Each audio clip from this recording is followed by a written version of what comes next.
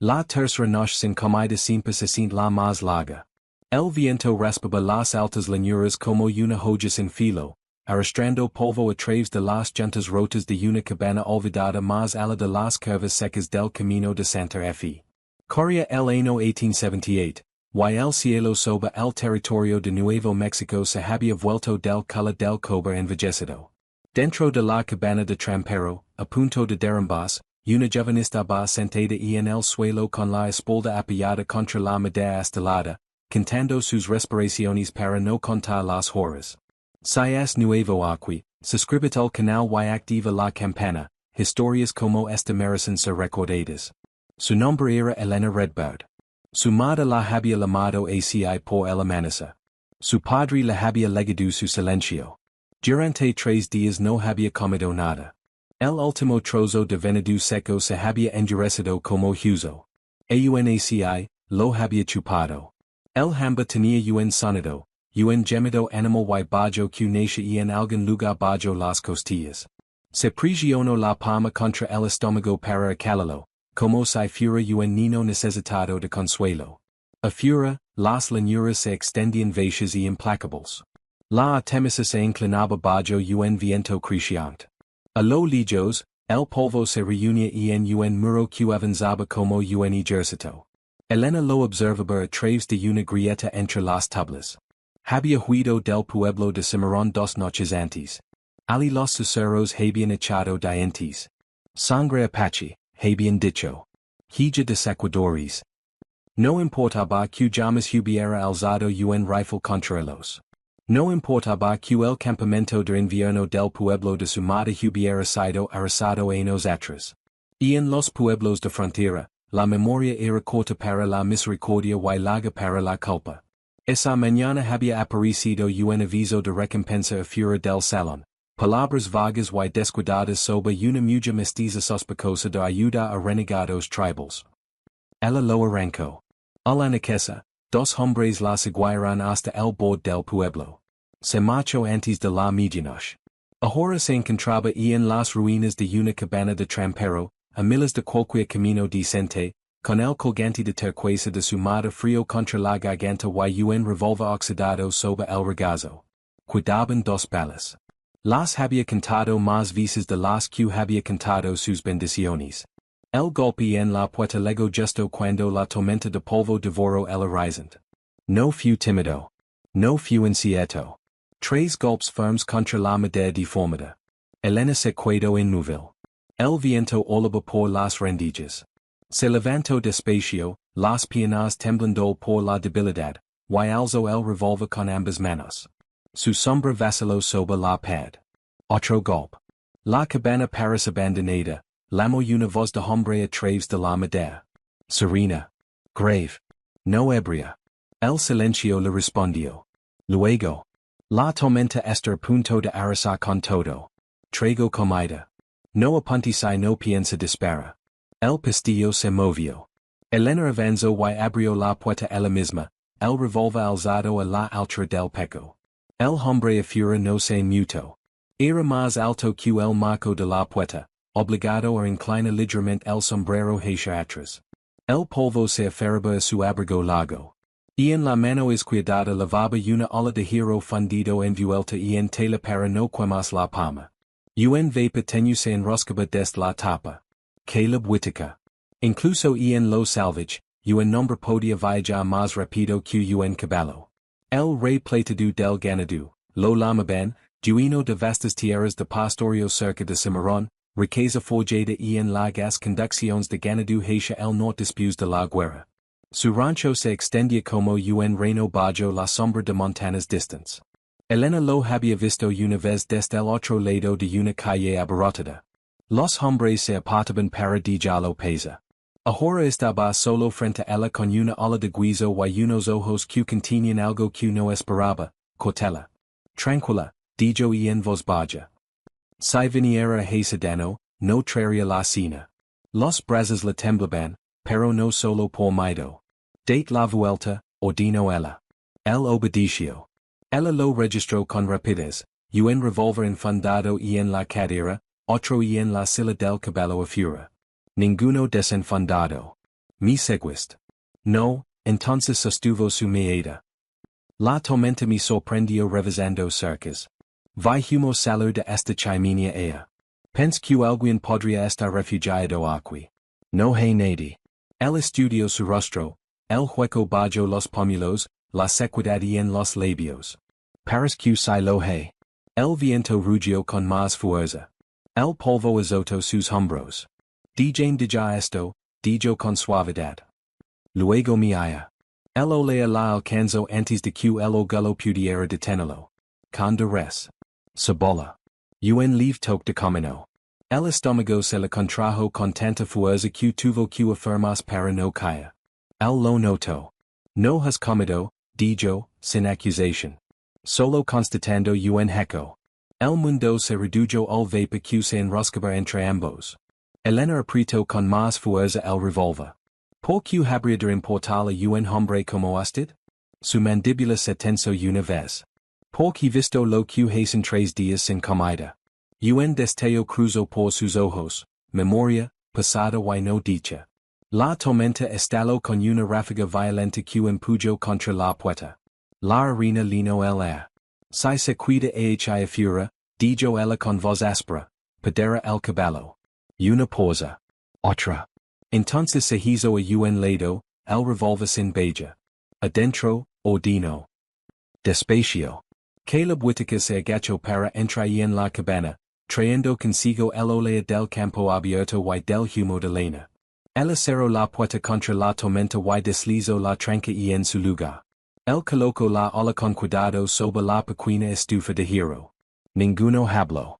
El viento gritaba. La cabana se sacudía. Elena permanecía frente a él, el arma aún alzada, el hamba descarando las entrañas como un animal arenando para ser alimentado. La confianza era un lujo que no posea. Pero la muerte estaba más cerca que el ogullo. Déjala ahí, dijo finalmente, señalando con la babila la pequeña mesa. El lo hizo. El vapor se elevó entre ellos como una tregua frágil. A fura, las leñuras desaparecieron bajo un muro de polvo. Adentro, dos vidas se equilibraban sobre el filo delgado entre la sospecha y la misericordia. Y por primera vez en 3 días, Elena Redbird se permitió respirar el aroma del guiso. La primera cucharada le quemó la lengua, y recibió el dolor como una bendición. El vapor se enroscaba hacia el techo bajo de la cabana, volviendo el aire denso y fragante. A fura, la tormenta azotaba las leñuras más allá de los viejos cruces del camino de Santa Fe, la arena arenando las pads deformadas como si el propio desierto quisiera entrar. Adentro, Elena Redbird estaba sentada ante la mesa toscamente labrada, el revólver aún al alcance de la mano, un cuenco de hojalata astelado sostenido entre ambas manos. Caleb Whittaker permanecía frente a ella, el sombrero apoyado sobre la mesa, las mangas arremangadas hasta los antebrazos. La luz del fuego de la pequeña estufa de hierro dibujaba sombras marcadas a lo largo de su mandíbula. No se había quitado el cinturón con la pistola. Ella tampoco. Volvió a alzar la cuchara. Despacio. Deliberadamente. El guiso era espeso, con durez y papas, salpicado de cebolla y chili seco. La sal tocó su lengua y se extendió por su cuerpo como un recuerdo olvidado. Las manos le temblaron pese al esfuerzo por mantenerlas firmes. Caleb fingió no notarlo. Se ocupó de ajustar la estufa, añadió una pequeña estilla de leña, manteniendo la espalda medio vuelta hacia ella. El gesto era cuidadoso, le concedía intimidad en su hamba. ¿Cocina a menudo? Preguntó ella, con la voz áspera. Lo suficiente, respondió. Los piensa que si no lo hago. ¿Cocina para ellos? Cuando necesito recordarles que no solo servo para firmar contratos. Una sombra de sonrisa rozó su boca, pero no alcanzó sus ojos. Ella lo observó por encima del borde del cuenco. Su abrigo era de buena lana, cubierto de polvo. Las botas, gastadas pero bien cuidadas. Un hombre que había cabalgado largas millas y sobrevivido a ellas. Usted es Caleb Whittaker, dijo por fin. Él no respondió de inmediato. El viento hizo vibrar las vigas del techo. Así mi laman. El rey plateado del ganado. I la gent le gustan los títulos. Su tono fulano. Les hay centes más pequeños o más grandes, según el caso. ¿Y hasta cules? Ninguno. Bibio del cuenco, dejando que el caldo calentara los jucos bajo sus costillas. Los hombres con títulos no vagan solos y en tormentas. Los hombres con títulos hacen muchas cosas que no deberían. El silencio volvió a instalarse, espeso como el polvo del exterior. El la observó de reojo. El vació en sus mejillas.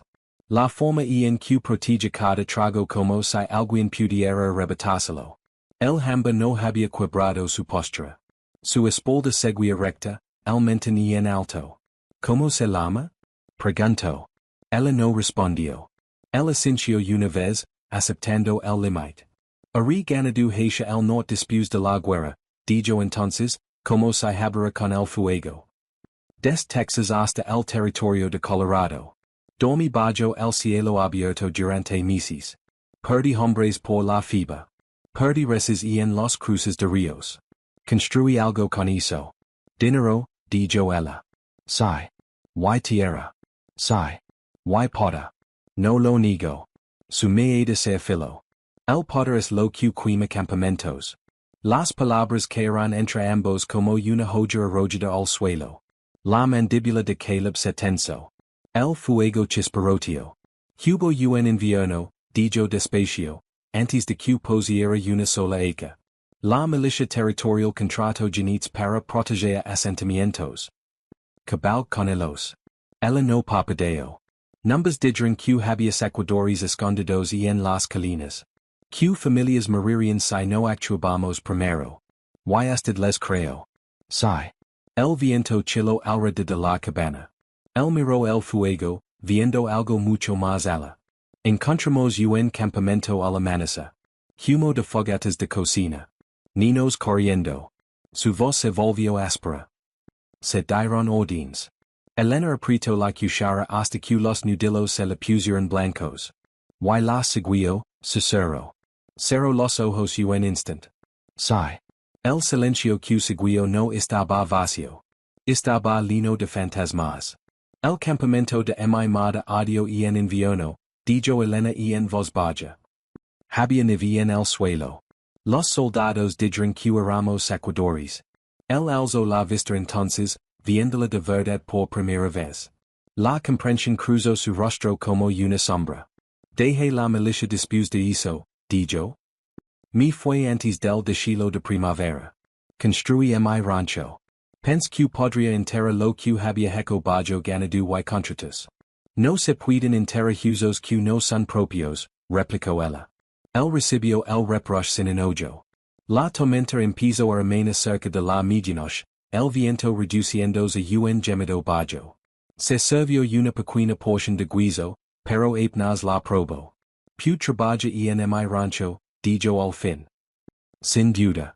Sin conditions más allá de trabajo honesto. Comida. Refugio. Ella dejó el cuenco vacío con cuidado. Toda oferta de un hombre poderoso leva un costo. Esta no. Eso dicen todos. Él sostuvo su mirada con firmeza. No la obliga. Los hombres no necesitan obligar. Organizan las circunstancias. Un destello de admiración cruzó sus facciones pisa sí mismo. No tengo esposa, dijo. En hay hijas. La casa es demasiado grande para un solo hombre. No respondería ante nadie más que ante usted misma. Excepto ante usted. Sí. No lo oculto. Excepto ante mí. Ella se recostó, el agotamiento presionando los bordes de su visión. No le debo gratitud a ningún hombre. No la pedí. La tormenta murió antes del amanecer. Una luz gris se filtró por las grietas de las paredes. Elena no había dormido. Caleb estaba sentado junto a la puerta, el rifle apoyado sobre las rodillas, escuchando el silencio de las llanuras.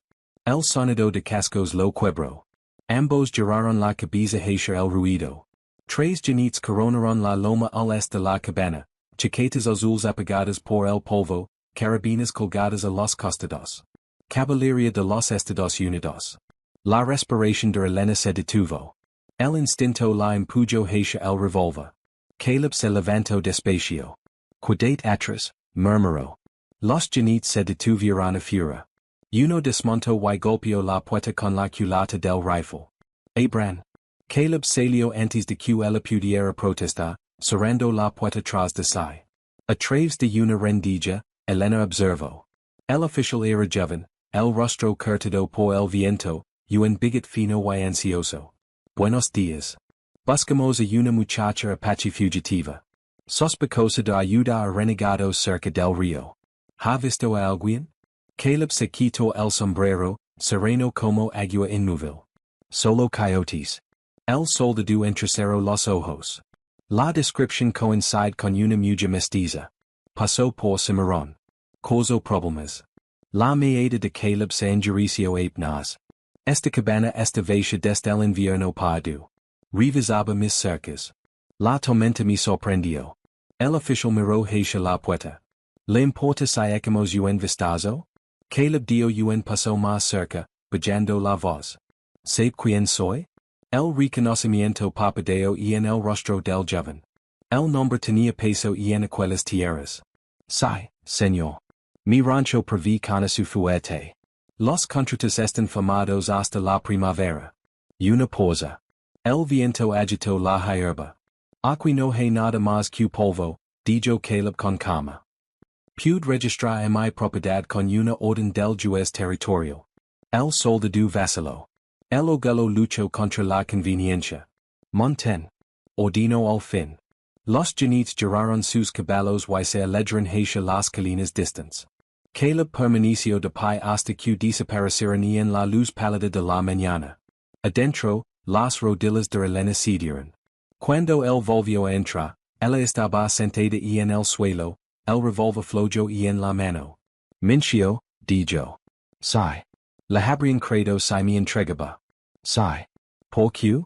Él la miró como si la respuesta estuviera tolada en piedra. Porque seguí órdenes una vez. La luz del sol se deslizó por las tablas rotas, atrapándose en el cargado de polvo. Afuera, las llanuras se extendían amplias y inciertas. La caballería se alejaba cada vez más, sus siluetas reduciéndose contra el horizonte. Dentro de aquella frágil cabana, algo cambió, no confianza, todavía no, pero si el lieve comienzo de ella. El rescate no había sido el guiso. Había sido la elección. El viento se movió ahora con suavidad sobre la pradera, levando el aroma de la tierra tras la tormenta. Caleb se apartó de la puerta, dejando un camino libre para marcar si lo deceba. Elena se levantó despacio. Durante un largo momento miró hacia la tierra abierta, hacia la hueda. Luego volvió la vista hacia él. El fuego en la estufa se había consumido casi por completo, pero las brasas aún brillaban. A lo lejos, la luz del sol se derramaba sobre las llanuras como una promesa todavía no pronunciada. Las montañas los vieron lega como juices silenciosos. El rancho se extendía amplio bajo la sombra de las montañas sangre de Cristo, sus picos veteados de rojo atrapando el sol de la tarde como sangre seca sobre piedra. Las praderas ondulaban en olas doradas, secadas por largas líneas disciplinadas que cortaban la tierra salvaje. El ganado salpicaba la llanura en grupos inquietos, sus mugidos lavados por un viento constante con aroma a polvo y a ceniza. Elena cabalgaba ligeramente detrás de Caleb Whittaker mientras se acercaban a la casa principal. Había aceptado ella, no por confiar en él, sino porque la pradera abierta ofrecía menos escondites que sus tierras. Temporal, había dicho. Hasta que decidir donde hay disputas. Él había asentido, aceptando la condición sin discutir. La casa del rancho se alzaba desde la tierra en madera pálida y piedra, de hombros anchos y solitaria. Un molino de viento chirriaba cerca. Más allá se extendían largos establos, corrales y barracones llenos de hombres que habían entregado su lealtad al rey plateado del ganado. Esos hombres la notaron de inmediato. Las conversaciones se apagaron. Las cartas quedaron suspendidas a medio bahía. Algunos sombreros se inclinaron en un reconocimiento rígido. Otros no se movieron en absoluto. ¿Es ella? Murmuró alguien. Paris Apache. El jefe trae problemas a casa. Las palabras flotarán en el aire como mosquitos. Caleb desmontó primero, atando las riendas con calma deliberada. Ella es Elena, dijo con voz firme los pies reunidos. Trabajar aquí. Un hombre alto con patillas gris hero dio un paso al frente, Tom Garrison, el capataz. Sus ojos eran estrechos y calculadores. Trabajar como? Preguntó Garrison. Igual que cualquiera, respondió Caleb. La mirada de Garrison se deslizó hacia Elena. ¿Sabes montar? Ella sostuvo su mirada sin parpadear. Mija que la mayoría. Algunos de los vaqueros más jóvenes soltarán una risa breve. Mustrame, dijo Garrison. Caleb comenzó a objetar, pero Elena y volvió a montar. Un novillo se soltó en el extremo del corral, asustado por el alboroto. Antes de que nadie más reaccionara, ella espolió suavemente su caballo. El polvo estaló bajo los cascos. Monaba bajo y equilibrada, guiando al animal con las rodillas y la respiración más que con las riendas. El novillo viró bruscamente hacia la cerca. Elena lo anticipó, cortando en angulo para obligarlo a frenar. Su lozo silbó en el aire, sin ostentación ni temeridad, y que limpió alrededor del cuello del animal. El corral quedó en silencio, salvo por la respiración constante de los caballos. Desmontó y entregó la cuerda a Garrison. Ser mija que repones acerca, dijo con calma. El post está podrido en la base. Garrison la observó largo rato, luego asintió con brusquedad. Dormiras en el cuarto pequeño junto a la cocina. No era calidez. Pero tampoco era rechazo. Los días encontraron su ritmo.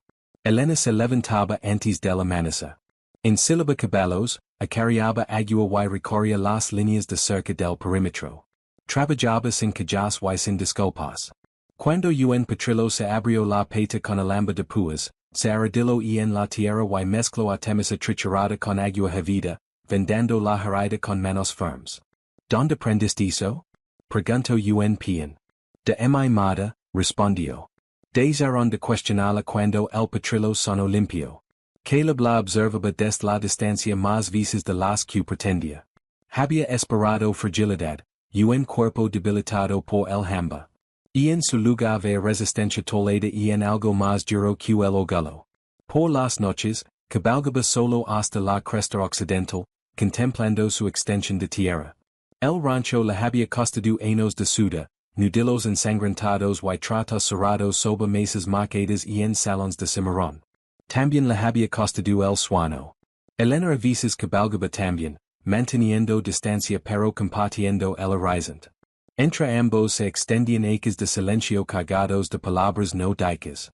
Los rumores llegaron al pueblo antes de que terminara la semana.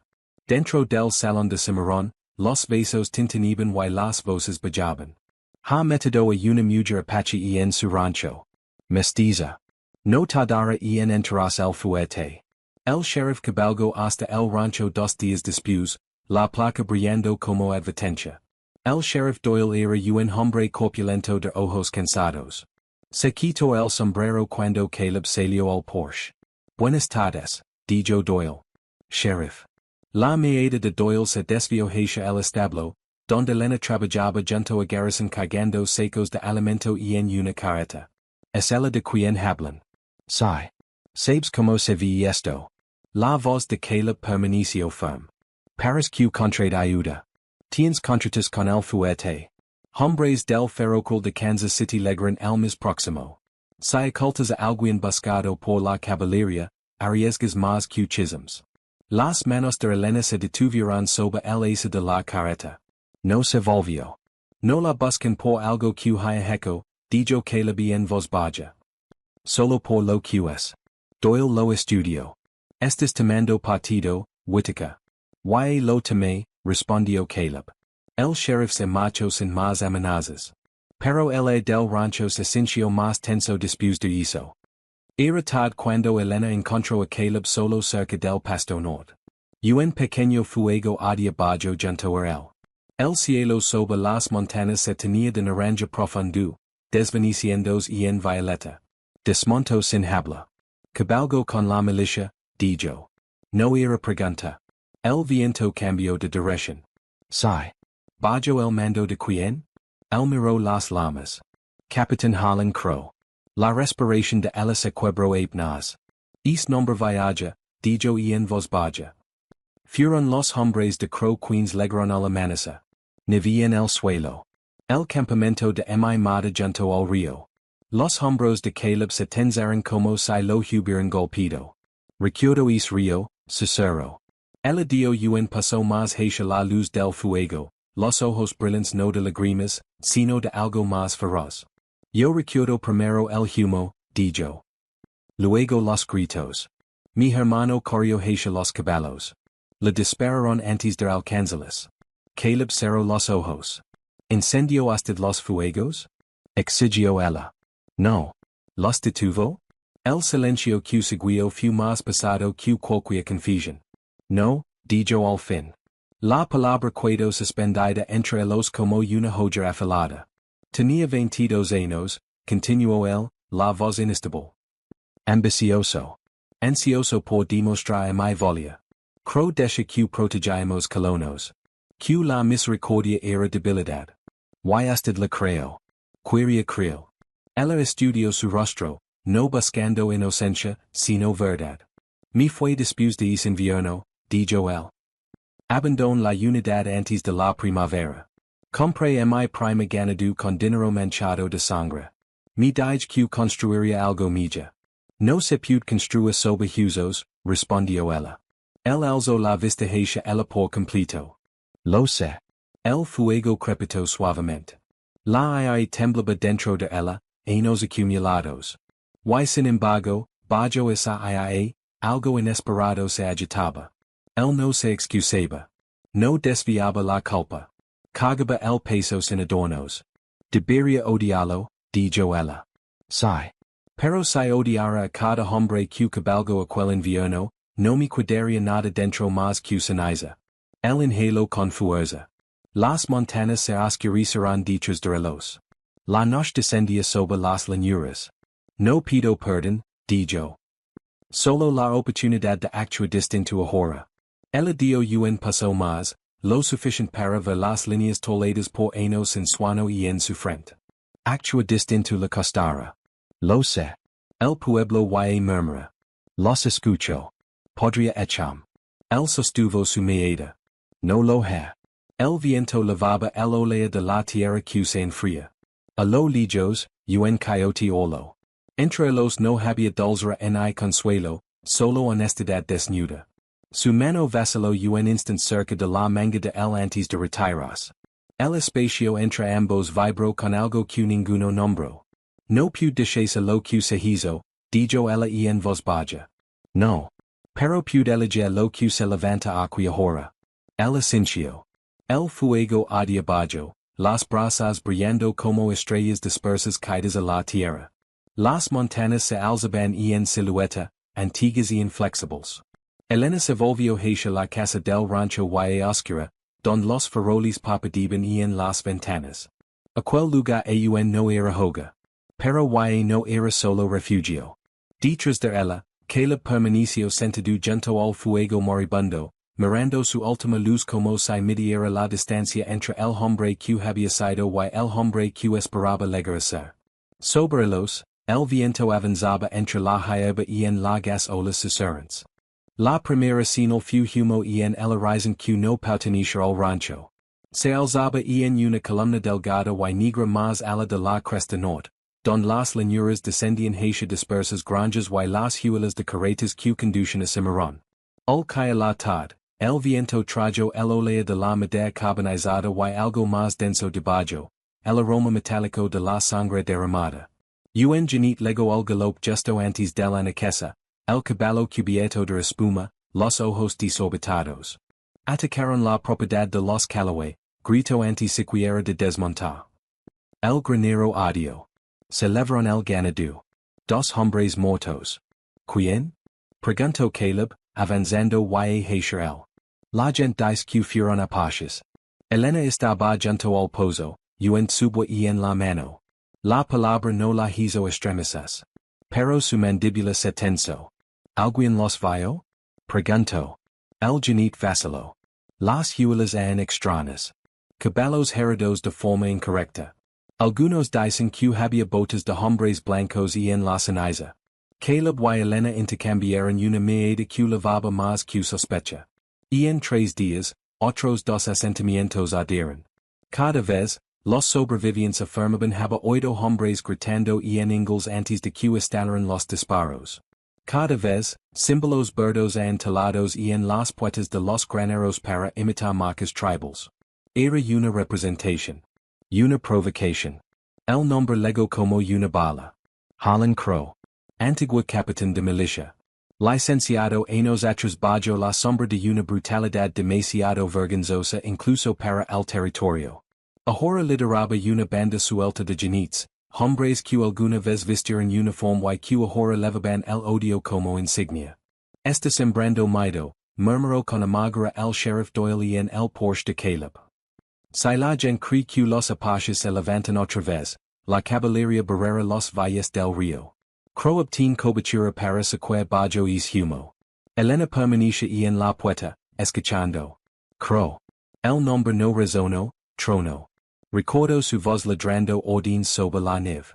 Recuerdo la manera en que cabalgaba por el campamento de su madre como si aplastara hierba seca. Recuerdo a su madre empujando hacia los árboles. La había susurrado. El disparo respondió. Crow había dirigido esa carga. Ahora volvía a cabalgar. Los susurros en cimarrón se afilaron como cuchillas. Dentro del salón, los hombres inclinaban la cabeza sobre vasos de whisky. Whitaker tiene una de ellas en su casa. Apaches quemando granjas y él sienta su sangre a su mesa. Har olvidado de que lado está. Los agents del ferrocarril retrasarán reuniones. Un comprador de ganado dest Kansas envió un telegrama notificando que los contratos serían revisados pendiente de estabilidad regional. Caleb leyó el mensaje en silencio. El papel tembló una sola vez antes de que lo doblara con pulcritud. Elena lo observaba desde el otro lado de la habitación. Pudes enviarmos, dijo en voz baja.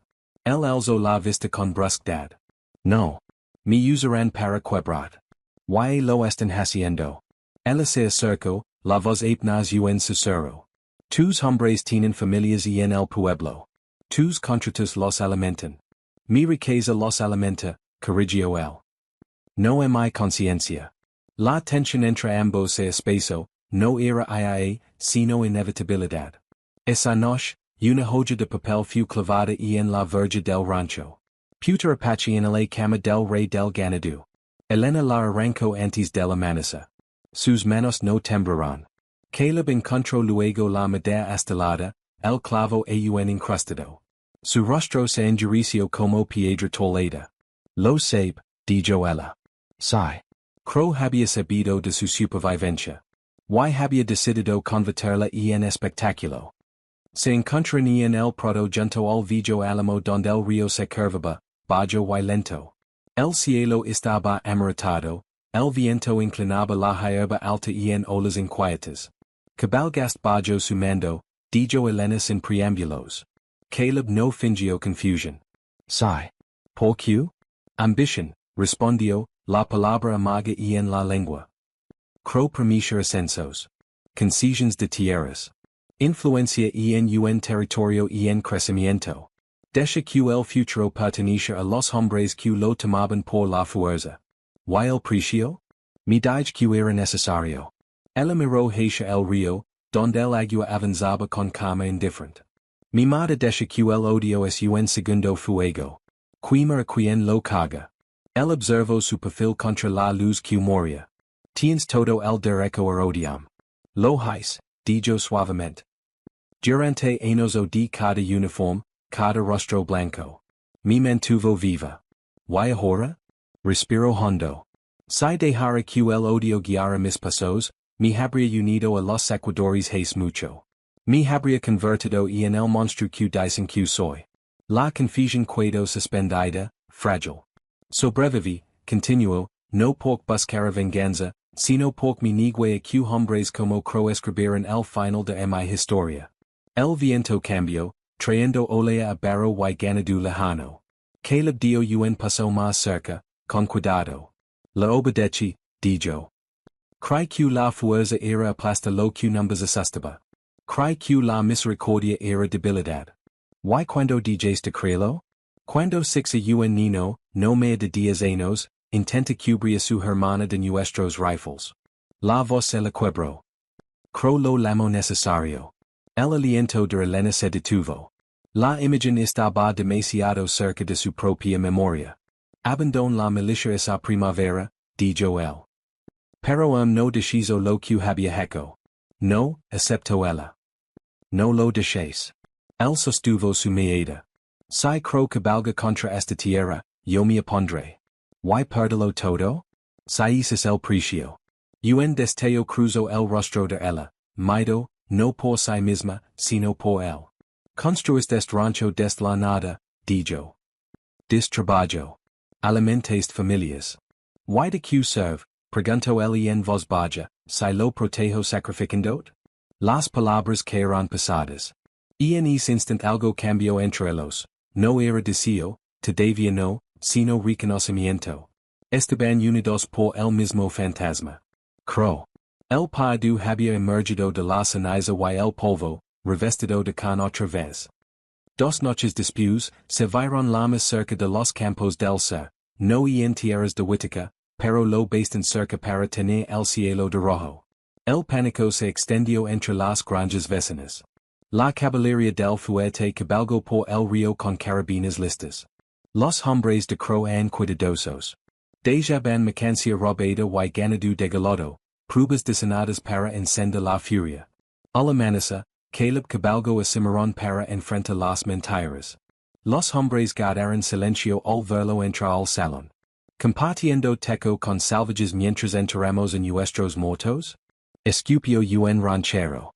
La mirada de Caleb no vaciló. Los hombres que queman sus graneros son blancos.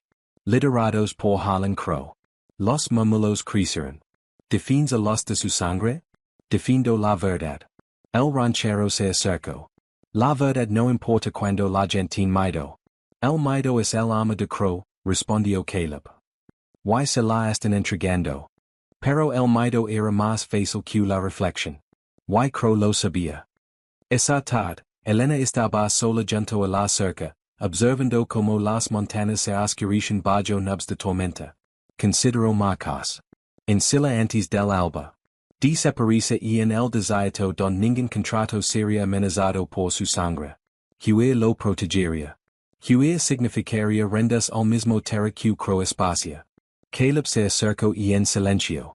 No te pedí que te cuides, dijo. Ella no se volvió.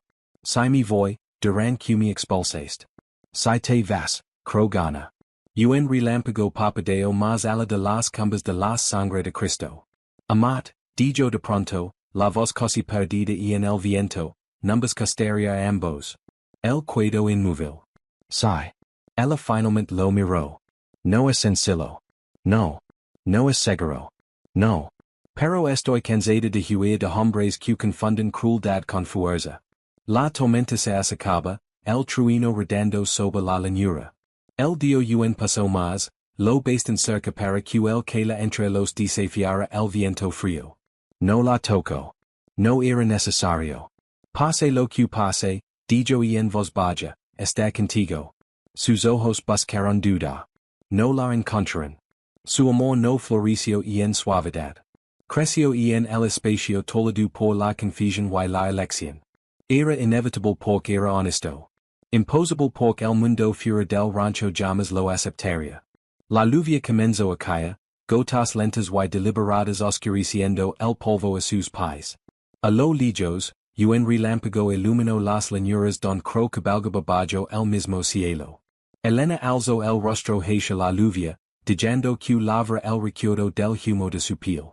A su lado, Caleb se quitó el sombrero y permaneció firme bajo la tormenta. El paidu había regresado. Pero también su determinación. El trueno rodó por el veil, y el viento inclinó la hierba como un campo inclinándose antes de la batalla. Las llamas arenaban el cielo nocturno como una criatura viva, rugiendo más fuerte de lo que cualquier viento pudiera hacerlo. Los establos estallaron primero. Los caballos relincharon en pánico, cascos golpeando la tierra, dientes descubiertos por el terra. Caispas volaron hacia la oscuridad, hacia nubes ennegrecidas que ahogaban la luz de la luna. El humo se retorce en espirales espesas y eca, y el viento lo arrastraba a través de los corrales, depositando polvo y ceniza sobre cada superficie. El rancho estaba vivo de caos, gritos, relinchos, el crujido de vigas partiendos. Elena Redbird se mantenía en el borde del corral, los ojos entornados, las manos firmes sobre las riendas de un cimental apenas domado. Se negó a escondes. El fuego se reflejaba en su cabello, otorgando un halo peligroso. Sin vacilar, espolió el caballo hacia adelante, intonándose en humo y llamas para librar al ganado atrapado. Los hombres se quedaron inmóviles, boquiabiertos, al ver la maniobra entre el infierno, arrastrando sogas para asegurar animales aterrados, susurrando palabras de calma en inglés y en apache. Caleb Whittaker emergió del humo con el rifle en la mano, avanzando hacia el granero principal. Sus botas ardían sobre brasas esparcidas en la tierra. Crow había legado, Harlan Crow, su antiguo capitán convertido en sacuida, rodeado por una banda de hombres cuyos dientes brillaban bajo la luz de las antorchas. Crow río, un sonido como vidrio quebrandos. Whittaker, gritó Crow, saliendo de entre las llamas. Debí saberlo. Traicionarías a los tuyos por una puta apache. La mandíbula de Caleb se tensó. Estoy del lado de lo correcto. No de las órdenes. Crow desenvainó su pistola, escupiendo una maldición. ¿Órdenes? Las seguiste una vez. No finges que tu conciencia despierta ahora. Los primeros disparos estallaron, Caispa saltando al impacto contra la cerca. Caleb respondió con fuego, preciso, cada movimiento calculado. A su alrededor, los peones corrían, arrastrando animales y arrojando agua sobre pequeños focos de incendio. El humo y el calor se mezclaban en un torbellino naranja y negro. Elena tiró de las riendas cerca del corral en llamas, gritando instructions. Un potro se había enredado en el alambre, soltó al suelo y lo liberó con su cuchillo mientras las brasas se iban alrededor de sus botas. Su valencia silencio toda duda en queens la observaban, hombres que días atrás habían murmurado contra ella ahora miraban, atenitos ante su coraje. Caleb y Crow se enfrentaron al borde del granero, la luz del fuego danzando en sus rostros. Suda y Holland cercaban a ambos, pero en los ojos de Caleb ardía una determinación que Crow jamás la había visto. Debéis cuidar como un hombre de las llanuras, se burló Crow. Ahora te escondes detrás de esta muchacha. Ella no se esconde, respondió Caleb, voz baja, acero bajo cada palabra. Y yo tampoco. Chocaron, puños y rifles golpeandos.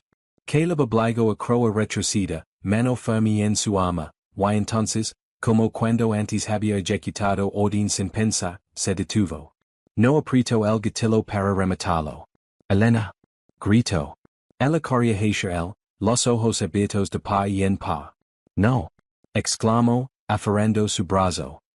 No te conviertas en lo que eres. Así es como ganan. Crow trapezó, viendo en los ojos de ella una convicción, un fuego que ninguna bala podía extinguir. En la colina apareció el caballo del sheriff, seguido de chaquetas azules con rifles preparados. Los peones del rancho, envalentonados por la firmeza de Elena, avanzaron para asegurar el perímetro. Crow fue arrestado, arrastrando su ogullo con él hacia la noche. Al amanecer, la mitad del rancho yacía reducida a ceniza. La madera humaba contra el cielo pálido de la mañana, pero el ganado sobreviviente pastaba con cautela más ala de la cerca.